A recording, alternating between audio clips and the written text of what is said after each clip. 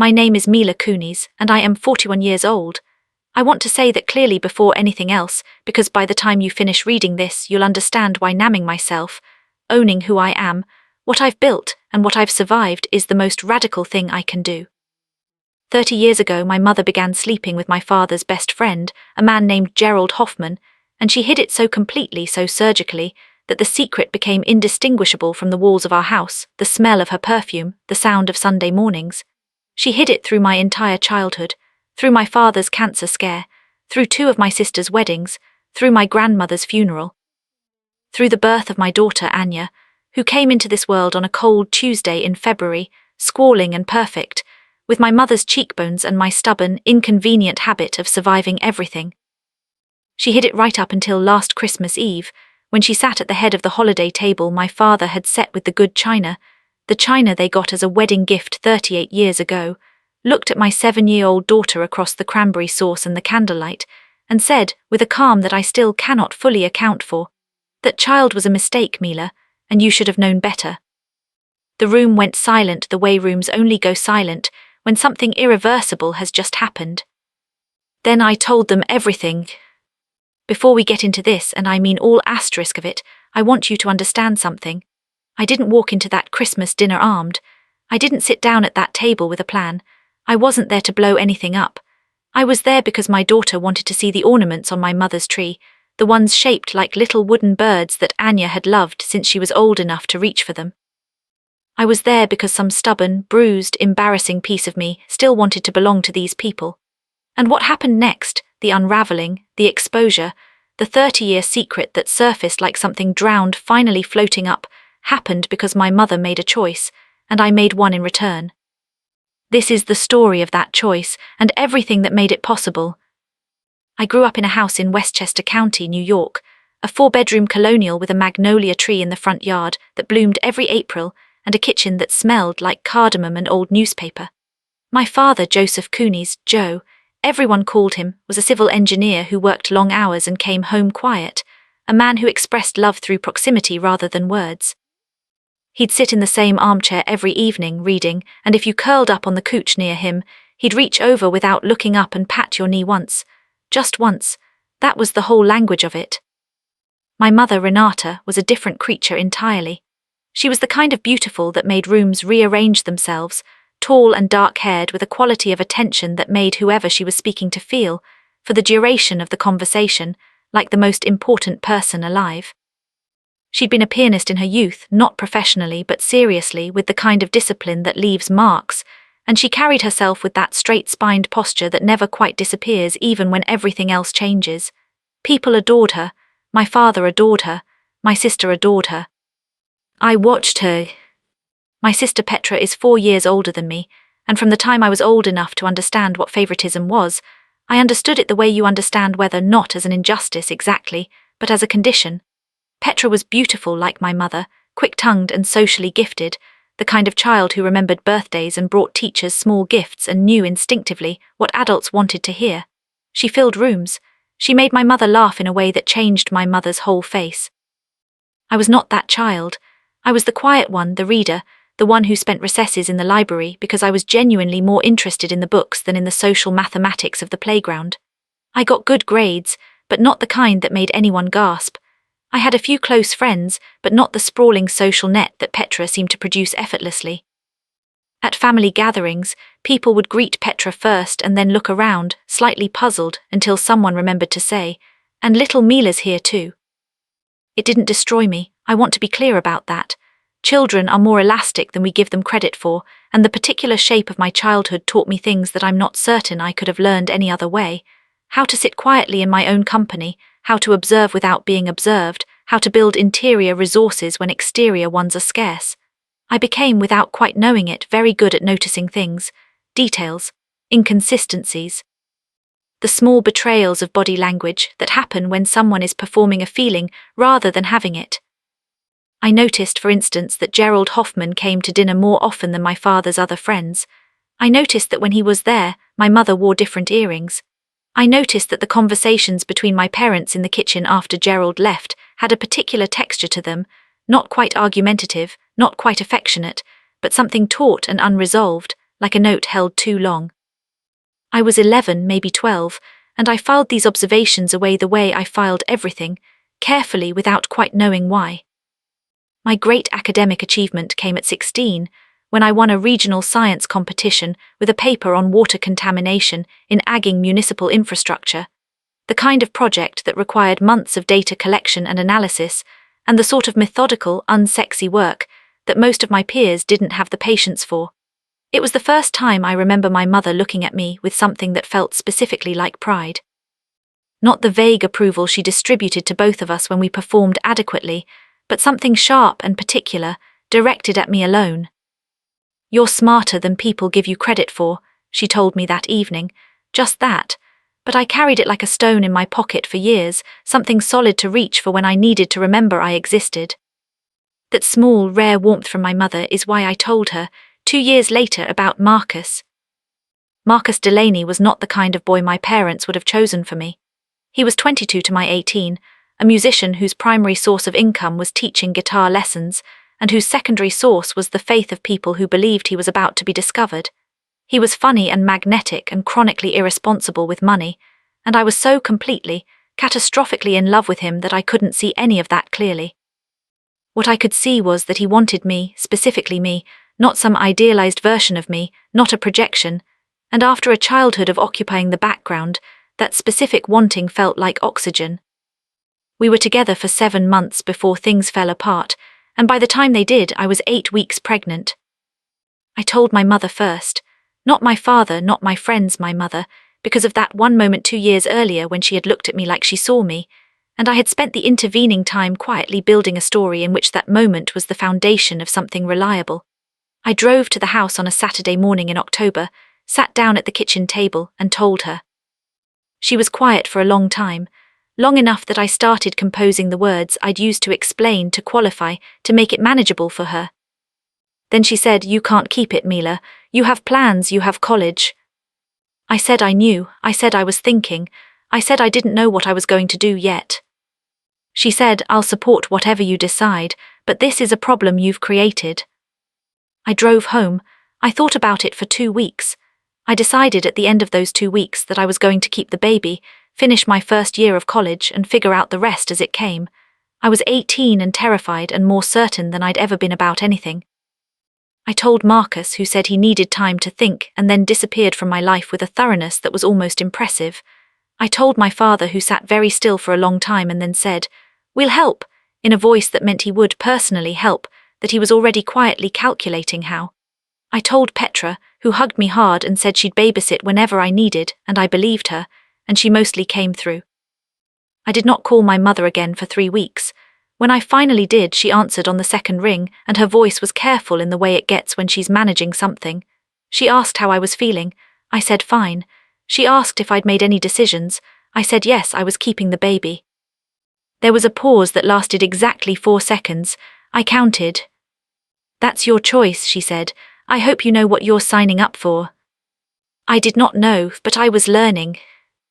Anya was born when I was 19 in the 3rd week of February, during a snowstorm that closed 2 highways and delayed my father's arrival at the hospital by 40 minutes.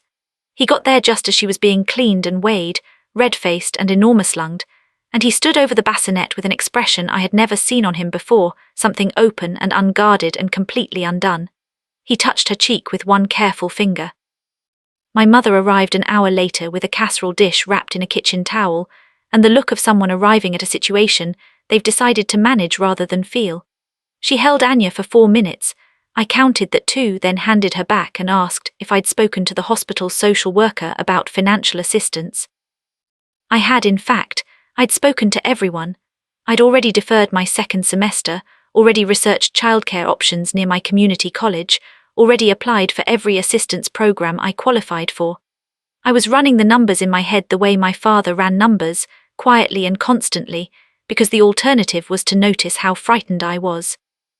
What I didn't know, couldn't have known, was that 2 days after Anya was born, my mother sat down with my father in their kitchen and told him that she was worried about Mila's choices, and that she thought they needed to set firm boundaries about financial support to avoid enabling a pattern of irresponsibility.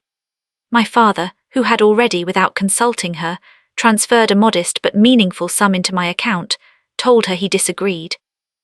I learned this 11 years later from my father himself, on a Sunday afternoon when he'd had 2 glasses of scotch and something on the television had reminded him of something, and he'd looked over at me and said, "You should know that your mother tried to talk me out of helping you when Anya was born." He said it without anger, just fact, the way he stated most things. Then he went back to watching the program, and we never mentioned it again. But that was later. When Anya was small, what I knew was that my mother's interest in us was selective and conditional, and always slightly angled away, and I told myself that was just how she was, and I worked around it the way you work around a structural feature of your house that you've decided isn't worth renovating. The years between Anya's birth and that Christmas dinner were the years in which I built something real. I finished my associate's degree when Anya was 2, transferred to a 4-year program when she was 3, graduated with a degree in communications and a minor in psychology when she was 6.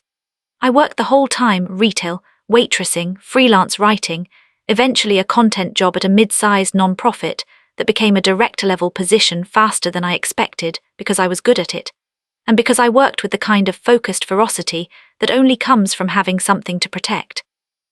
Anya grew into herself with a specificity that amazed me.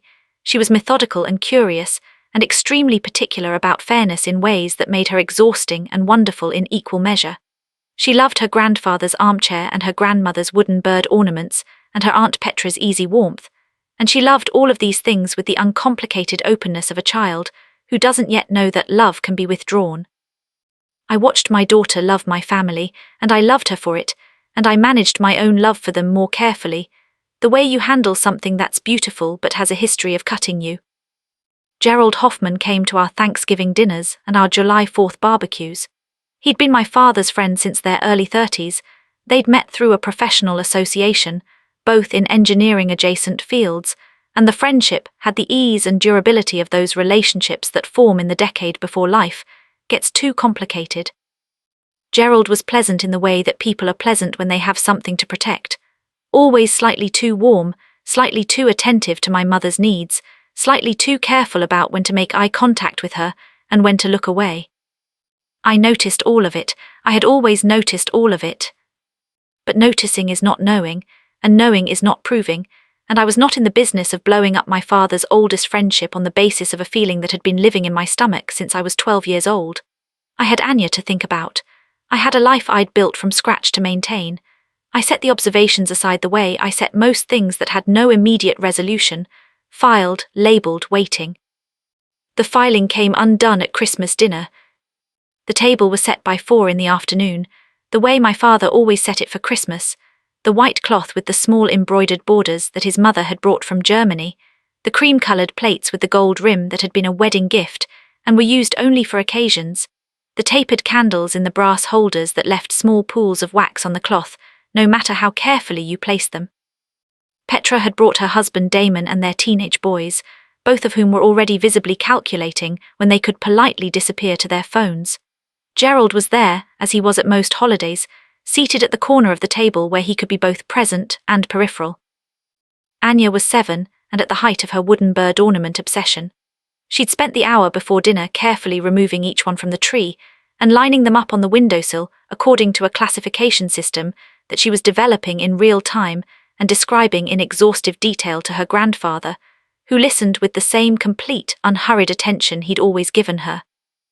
I sat in the kitchen helping Petra finish the side dishes, and it was ordinary and warm, and I remember thinking, with the slightly surprised gratitude that visits me sometimes, this is all right. This is enough. Dinner was served. The conversations overlapped. Damon and my father talking about infrastructure projects, Petra's older boy getting into a heated but good-natured debate with Petra about some movie, Gerald doing what Gerald always did, which was orbit my mother at a distance that looked exactly calibrated. Anya was telling anyone who would listen about the hierarchical taxonomy of the wooden birds. My mother was quiet in the way she sometimes gets, not absent exactly, but pulled inward, thinking about something that had nothing to do with any of us. I'd seen this quality in her my whole life and learned not to interpret it as I had when I was young, as something I'd caused or could fix. Then Anya said something, I don't remember exactly what, something about how she wanted a sister, or how her friend Margaret had a baby brother, and she thought Barbies were interesting. And my mother put down her fork and looked at my daughter with that careful, managing expression and said, "That child was a mistake, Mila, and you should have known better." She said that child, looking directly at Anya. Anya was 7. She understood language with the precision of someone who had been read to every night of her life and who paid close, careful attention to what words meant. I watched her face process it, the slight frown, the working of comprehension, the moment of arriving at what had been said. My father made a sound. Petra said, "Mom," in a voice that was already retreating before the word was finished. I looked at my mother. She looked back at me with that quality of stillness that I had spent my whole childhood trying to interpret and had never quite cracked. And in that moment, something in me, some load-bearing thing that had been holding carefully for years, simply gave way. "Anya," I said, "can you go get Grandpa Joe some water from the kitchen? Use the big glass, the one from the cabinet above the stove." Anya looked at me. She looked at her grandmother. She slid off her chair with dignity and went to the kitchen. I waited until I heard the tap running. Then I said, "Mom, when did Gerald's wife leave him?" The silence was different from the one before. The previous silence had been shock. This one was something else. Gerald's face didn't move. That was the thing I noticed first. Everyone else's face moved, my father's brow furrowed, Petra made a small involuntary sound, Damon looked down at his plate, but Gerald's face remained completely still in the way that faces are still when they've spent years rehearsing for the possibility of exactly this moment. "What are you talking about?" my mother said. Her voice was even, practiced. "Elena Hoffman left Gerald in the fall of 2012, I said. I kept my voice the same way she kept hers, level, clinical, the voice you use when you're statting data rather than performing emotion. She told Petra she'd found out about an affair. She didn't say with whom, but she left and the divorce was finalized in 2013 and Gerald has lived alone since then. You brought him soup when he had the flu in 2015. You told Dad you ran into him at the pharmacy." "Mila," Petra said. "You didn't run into him at the pharmacy," I said.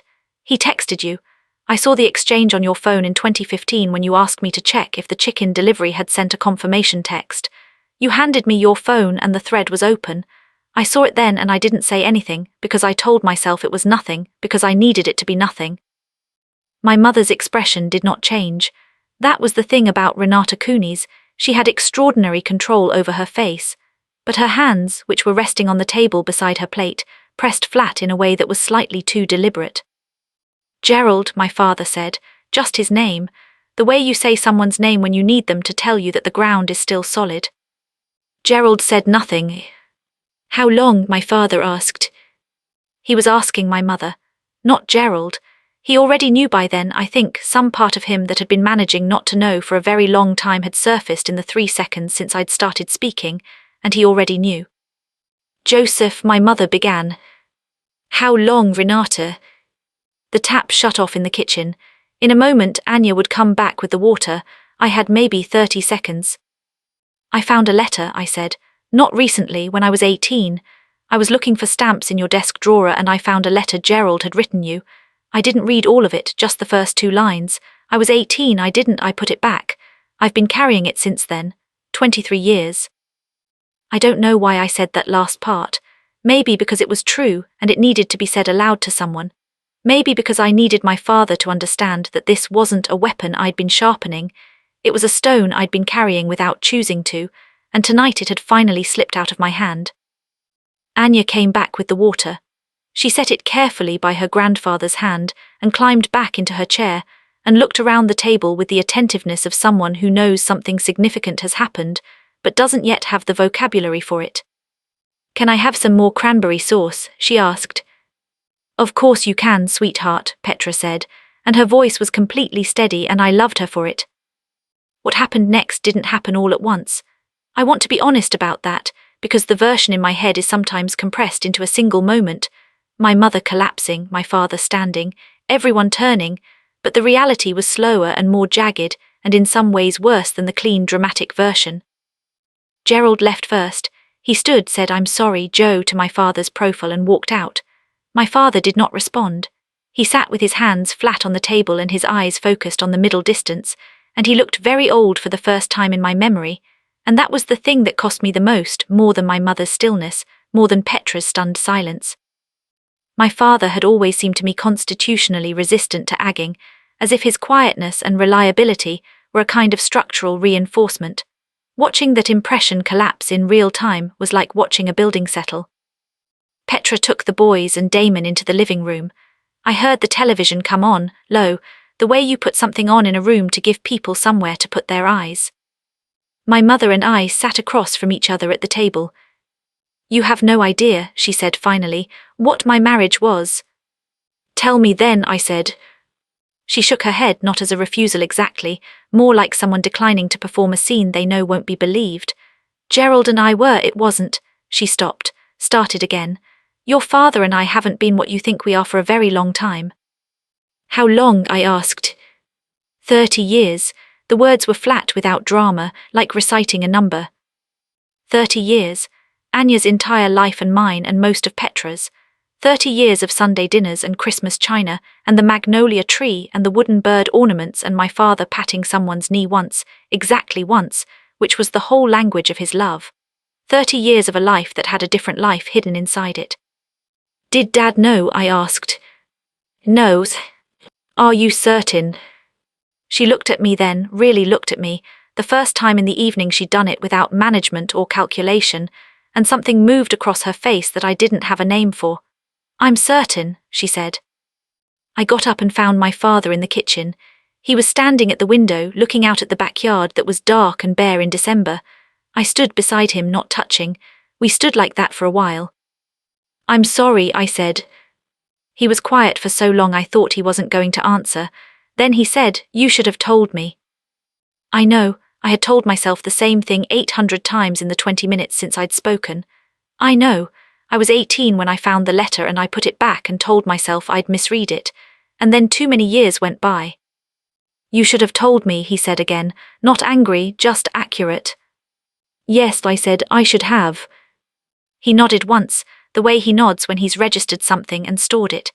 Then he turned away from the window and walked back toward the living room, stopping in the doorway to look at Anya, who was on the floor with Petra's boys attempting to explain her bird taxonomy to them while they stared at their phones. He watched her for a long moment. "She's not a mistake," he said. "She's the best thing in this room." Then he went to his armchair and sat down. I drove home that night with Anya asleep in the back seat, her head tilted against the window, her breath making small fog patches on the glass. The roads were empty.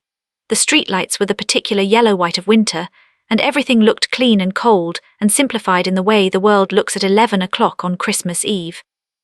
I thought about the letter I'd found in the drawer 23 years ago.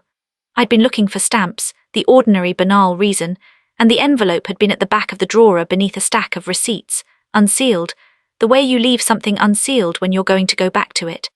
The handwriting on the outside was Gerald's. I recognized it from birthday cards, from the engineer's careful block letters of someone who'd been trained to print clearly for technical documentation. I'd pulled it out thinking it was something for my father, some note about a plan, and I'd seen the opening line before I understood what I was seeing. "Renata, I think about last Tuesday with a kind of..." I'd put it back. I was 18 and some cowardly, self-protective part of me had decided in that instant that I hadn't seen it, or that I'd misread it, or that there was an explanation that made it not what it was. I'd found the stamps in a different drawer and left the house and driven home and spent 6 months telling myself I'd imagined it. The thing about being the invisible child in a family is that you learn very early to doubt your own perceptions. When your observations don't match the official narrative, when you notice the different earrings and the calibrated eye contact and the particular tension in kitchen conversations, and the family narrative is that everything is fine, you're taught, gently and persistently, to trust the narrative over the observation. It's not malicious usually, it's just how families maintain themselves. But the cumulative effect is a profound uncertainty about whether what you see is real, and that uncertainty follows you. I spent 23 years uncertain, and then my mother called my daughter a mistake, and my daughter's face did that thing, that brief, precise 7-year-old processing, and I was done being uncertain. The days after Christmas were quiet in the way that things are quiet after a large sound. My father called me on the 26th to say he was fine, which I knew meant he was not fine, but was processing in the way he processed things alone carefully in his armchair. He said he'd called Gerald. He didn't say what had been said. He asked how Anya was. I said she was fine, that she'd asked me on the drive home what mistake meant the way Grandma Renata had used it, and I told her it was a word Grandma had used incorrectly, and that sometimes adults used words incorrectly when they were tired or upset, and that she, Anya, was the most deliberate, intentional thing that had ever happened to me. Good answer, my father said. Petra called on the 27th. She'd driven over to the house and sat with my mother for 2 hours. She said my mother had cried, which Petra described with the slight disorientation of someone who'd never seen it before. My mother was not a crier. It was one of the things people said about her admiringly. Renata is so composed, and I had always suspected that the composure was not a natural trait but a constructed one, the way Gerald's stillness at the table had been constructed. Years of practice. She says she's going to talk to Dad, Petra told me. Is Dad going to listen? I asked. I don't know. Petra was quiet for a moment. Mila, did you know for sure before last night? I suspected, I said, for a very long time. Why didn't you? Tell someone, I said. Who would I have told, Petra, and what would I have said? Mom makes Gerald wear different earrings. I heard her laugh, a small, helpless sound. I found a letter when I was 18, one line of it, and I put it back because I couldn't afford to be the person who blew everything up. You blew everything up anyway, she said, gently, not as an accusation. She called my daughter a mistake at the Christmas table, I said, in front of everyone. There was a pause. Yeah, Petra said, she did. I'm not apologizing for what I said. I know I'm not asking you to. Another pause. Are you okay? I thought about it. Outside my window, Anya was in the backyard building what she described as a conceptual snow structure that appeared to be a sequence of small mounds arranged according to a logic visible only to her. Her coat was neon orange, and she was narrating something to herself, probably the classification system, probably revising it in real time. I think so, I said. I think I've been not okay about this for 23 years and I'm maybe a little better now. The reconciliation, if that's even the right word, because what happened between me and my mother in the months that followed was less like reconciliation and more like two people carefully learning to stand in the same room without the weight of the secret between them, didn't begin until February. My father had moved to the guest room. Not out of the house, he was not a dramatic man, and the house was his, and he had no intention of leaving it, but to the guest room with his books and his lamp and his particular habits of solitude, and he was navigating something I recognized because I had navigated it. The specific disorientation of learning that the structure you've been living inside is different from the one you thought you were in. He was doing it the way he did everything, quietly without performance, one deliberate step at a time. My mother called me in the second week of January. I let it go to voicemail. She left a message that was 3 minutes and 42 seconds long. I know because I played it 4 times before deleting it, in which she said several things. She said she was sorry for what she'd said about Anya. She said it had come out wrong. She said she'd been under a great deal of stress. She said she hoped I understood. I called her back on the 19th. You said it came out wrong, I said when we'd gotten past the initial exchange. What did you mean to say? Silence. Mom, what were you trying to say about my daughter? She stopped, collected herself. I worry about her, about what she'll face, being how she was without a father, without stability. She has stability, I said. She has me, she has Dad, she has Petra. She has a full, rich, stable life that I built for her on my own. What she has is more than adequate. I know you've worked very hard. That's not what I'm asking, I said. I'm asking why your worry about my daughter expresses itself by calling her a mistake at the dinner table, in front of her. My mother was quiet for a long time. Then she said, I don't know how to apologize in a way that means what I want it to mean. That's honest, I said. I appreciate that. I've never been, she stopped again. I'm not good at this part. I know, I said. We were quiet for a moment, and in that quiet was 23 years of it, the prize she didn't attend, the high school debate tournament she didn't make, the day Anya was born and she arrived with a casserole and held my daughter for 4 minutes, and all the ordinary days in between when I'd tried to be visible and mostly managed only to be present.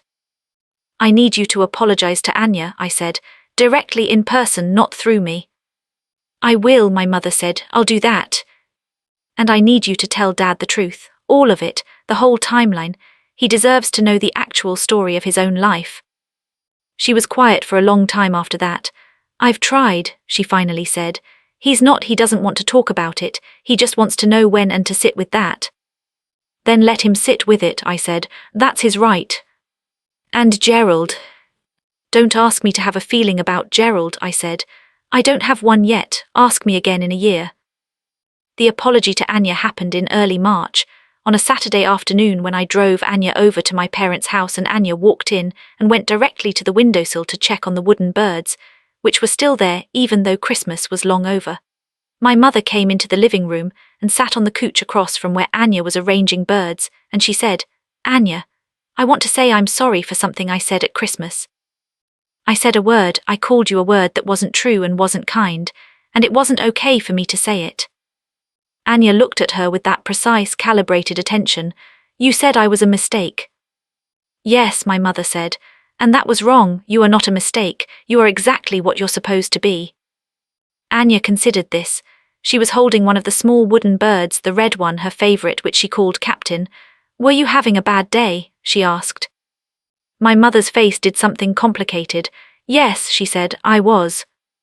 Okay, Anya said. She set Captain back in his position at the head of the windowsill row. People say wrong things when they're having a bad day. My teacher says you should still apologize, but it makes more sense when you know why. That's very wise, my mother said. I know, Anya said with perfect, guileless confidence. I sat in the kitchen while this happened, where I could hear it clearly. My father came in and poured 2 cups of coffee and set one in front of me and sat down across the table. We drank coffee in silence for a few minutes, which was the language between us, the same as it had always been. She's good with her, he said finally, meaning my mother with Anya. She is, I said, when she tries. He nodded. He turned his coffee cup in a small circle on the table, a habit, something he did when he was thinking. I knew something was wrong, he said. For years, I thought we'd grown apart, I thought it was me. I didn't know what to say to that, so I said nothing. I'm not, he shook his head slightly. I'm not asking you to do anything with that, I just wanted you to know I wasn't blind, just determined not to see. I know how that works, I said. Yes, he looked at me, I suppose you do. Here is what I want to tell you about the months that followed, because I think people expect this part to either be a clean resolution or a total collapse, and it was neither. My parents did not separate. My father stayed in the house and eventually migrated back to their shared bedroom, though the precise timeline and terms of that I don't fully know and didn't ask about, because some parts of a marriage belong only to the people inside it. What I observed was that they moved differently around each other, more carefully, with more explicit negotiation, like people who have learned that the furniture can't be trusted to stay where they put it. This was not the warm ease of the early years I remembered, and it was also not nothing. It was something in the process of being rebuilt with full knowledge of what it was made of. Gerald Hoffman did not come to any subsequent family gatherings. My father did not explain this. He simply altered the configuration and everyone understood. Petra and I talked more than we had in years. There is something about a shared shock that restructures existing relationships, not always toward closeness, but ours went that way, maybe because we'd both been carrying something adjacent to the same weight without knowing it. She'd sensed the wrongness without being able to name it, the same way I had, and the namming of it, even the painful, catastrophic namming at a Christmas dinner, turned out to be a strange relief. I used to think you were paranoid, she told me once, about Mom and Gerald. I know, I said.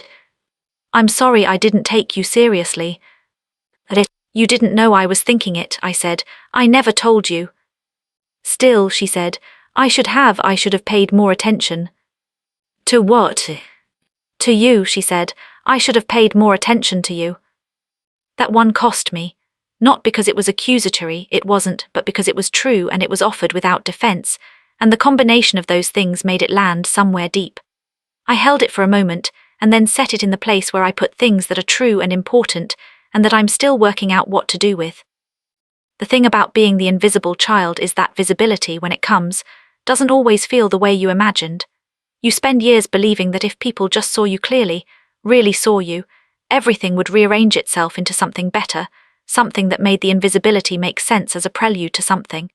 And then the seeing happens, and it's not a revelation, It's just people adjusting to a reality they should have been paying attention to all along. It's quieter than you thought it would be. It's slower. It doesn't fix the years that preceded it, and it doesn't render them meaningless either. It just is. What I had built without being seen. That remained true. The career, the apartment, the morning routines with Anya, the habit of reading beside her the way my father had read beside me, all of it had been constructed in the space my family's attention had left vacant, and it was real and mine, and no subsequent recognition could revise the fact that I'd made it myself. My mother called Anya on her birthday in February. She sang, my mother has a real singing voice, remnant of the piano years, and she sang Happy Birthday to Anya on speakerphone while Anya listened with her hands folded in her lap and her expression of careful, judicial evaluation. Afterward, Anya said, her voice is pretty. Then she said, can I have my cake now? I cut the cake.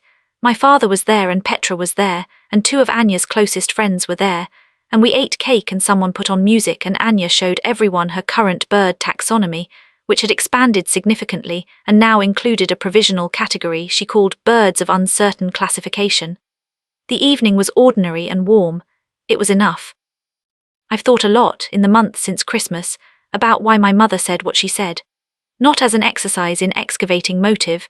I'm not interested in building her a complete psychological history that makes her behavior comprehensible enough to let her off the hook, but because understanding the pattern is different from excusing it, and I've always needed to understand things. I think my mother spent 30 years in a double life, and the double life required her to perform her primary life with a particular quality of detachment. You cannot be fully present in a thing you are also betraying. So she managed us, managed her marriage, managed her children, managed the dinner parties and the holiday china and the casseroles, from behind a pane of glass that kept her functional without allowing her to be genuinely involved. And something about the manageable distance of me, my quietness, my competence, my refusal to demand things I knew wouldn't be given, made me the easiest person to keep at arm's length. Anya at 7, with her precision and her directness and her bird taxonomy and her guileless certainty about her own intelligence, is not easy to manage. She doesn't permit distance. She looks straight at you and says, "Were you having a bad day?" with the implication that whatever the answer is, she's going to hold it and work with it, and not pretend it's something else. I think my mother looked at my daughter and felt seen by a 7-year-old and couldn't bear it, and deflected the only way she knew how. I think she's been doing that her whole life. I think the person she's been least able to see is herself. I don't forgive her. I want to be clear about that because I know the shape people expect this narrative to take, and I'm not going to force it into that shape for the sake of comfort. What I have is something more complicated and less cinematic than forgiveness. I have comprehension. I have a removal of the ambient wondering. I have, in the place where the secret used to live, a fact, and facts, however painful, are more manageable than the weight of perpetual uncertainty. My mother is making efforts. They are small and mostly wordless, expressed in phone calls that are slightly longer than before, and in the particular quality of attention she gives Anya when they're in the same room. They are not enough to revise the balance of the account, and I am not waiting for them to do that. I don't have a fantasy of the relationship we could have had or might still have. I have the relationship we are currently in the process of slowly, imperfectly constructing, older than what's come before, sadder, but made of more honest materials. My father is navigating something I don't fully have access to, and I'm trying to respect that the same way I'd want someone to respect the rooms I've kept closed. He's still the armchair and the single pat on the knee and the quiet calibrations of engineering, and the face he made looking at Anya in the bassinet. All of those things remain true. He is also a man who spent 30 years in a life that was being lived in the shadow of someone else's secret, and that's a specific kind of grief, and he'll work it out in the way he works everything out, alone, carefully, step by step. I hope he knows I've tried to tell him in the way we communicate, which is sideways and durable, that the life he built was real, that the love he put into it was real, that Petra is real and I am real and Anya is real, and none of that retroactively belongs to whatever Gerald Hoffman represented in my mother's life. The house on the magnolia tree is still his house. The wedding china is still the real china. The Sunday evenings in the armchair were exactly what they appeared to be. He nodded when I said something close to this, and he turned his coffee cup in its small circle and he said, "I know," and I think he did. It's spring now.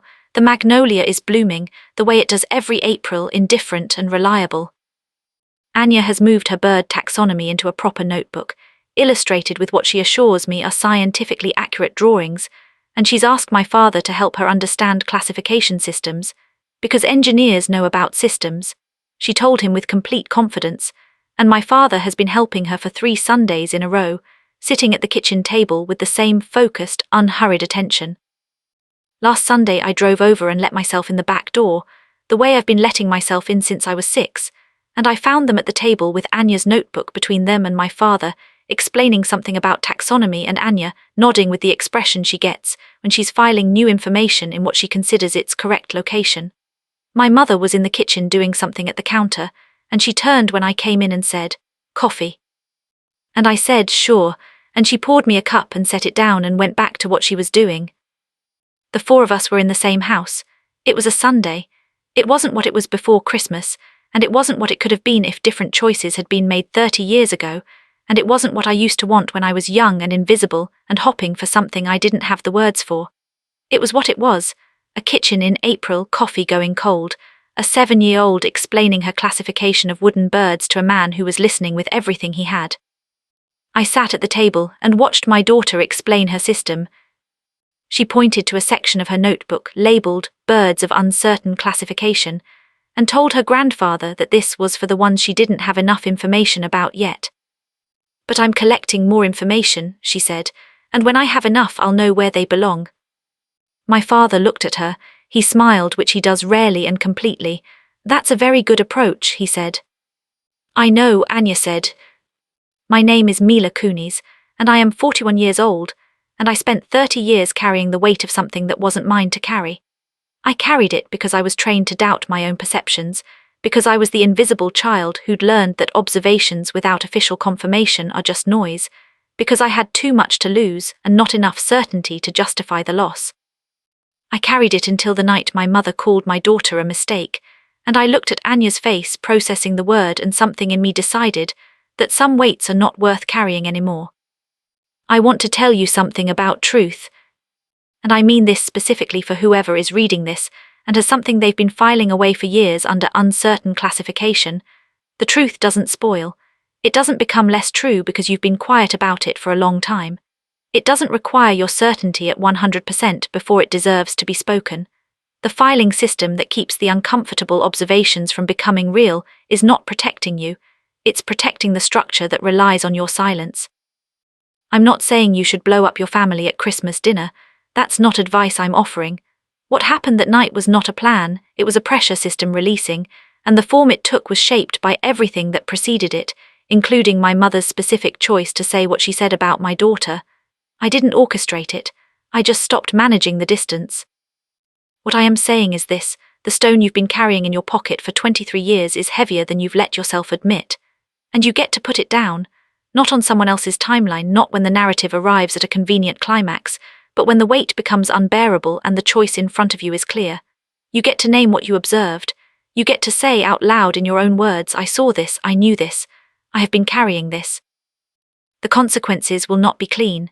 The people who benefit from your silence will be angry or frightened, or will perform innocence with more conviction than you expected. Some relationships will fracture, and some will slowly, imperfectly, begin to rebuild on more honest ground. The rebuilding doesn't always look like what you wanted. It looks like coffee on a Sunday morning, and a conversation about bird taxonomy, and a woman at a counter who says coffee, without quite looking at you, which is progress of a kind, measured in the smallest possible units. My daughter knows that she is not a mistake.